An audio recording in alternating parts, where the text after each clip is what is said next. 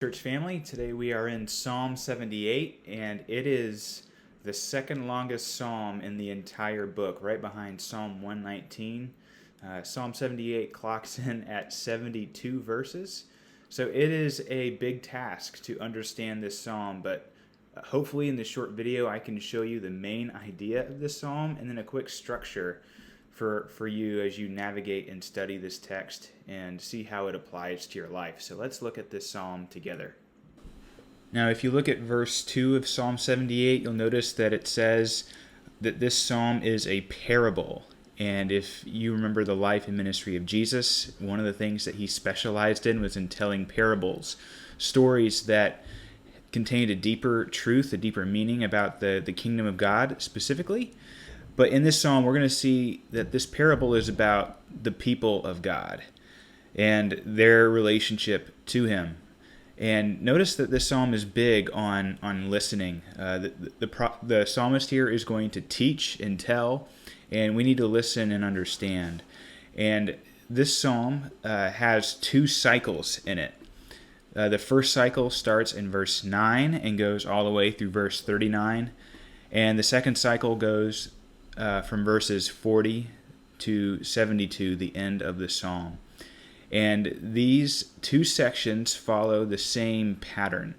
And I think if we can catch the pattern of this psalm, we can see what God is trying to teach us and help us to remember in our own lives. So there is a short preface to each cycle, followed by a section that tells us about God's redemptive work in the lives of his people, followed by a time of provision of how God cared for his people at different points in history.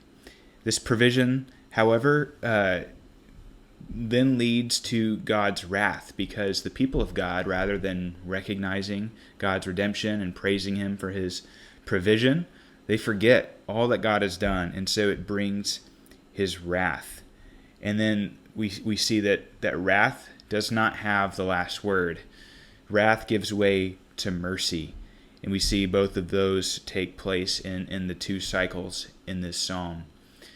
So you have this flow from redemption to provision to wrath to mercy, and one commentator is helpful in showing us that while we could look at this psalm as the forgetfulness and faithlessness of people, we should rather look at it as the perseverance of God. That he uses every possible thing that's available to him to woo and draw his people to himself. He redeems them, he provides and meets their needs. And we even see how he uses his wrath and his anger to draw his people back to him. And finally, we see how he is merciful to his people. That God's mercy triumphs over his judgment. And we see this ultimately in the person of Jesus Christ. And so I hope that you can work through this psalm, that you can notice these four cycles, these four steps in the two cycles, and that you can look back on your own life. How have you seen God's redemption, his provision, even his wrath and his mercy unfold in your life?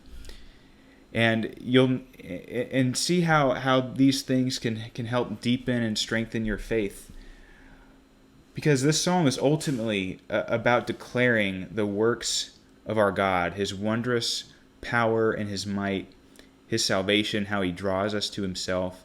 So take some time, work through this psalm slowly, sit in each one of these cycles of redemption, provision, wrath, and mercy, and thank God for all the many ways that he has shown up in your life and how he has ceaselessly pursued you and brought you to himself.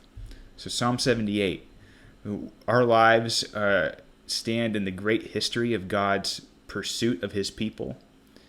So how has he been chasing after you? How can you celebrate him for who he is and what he's done for you?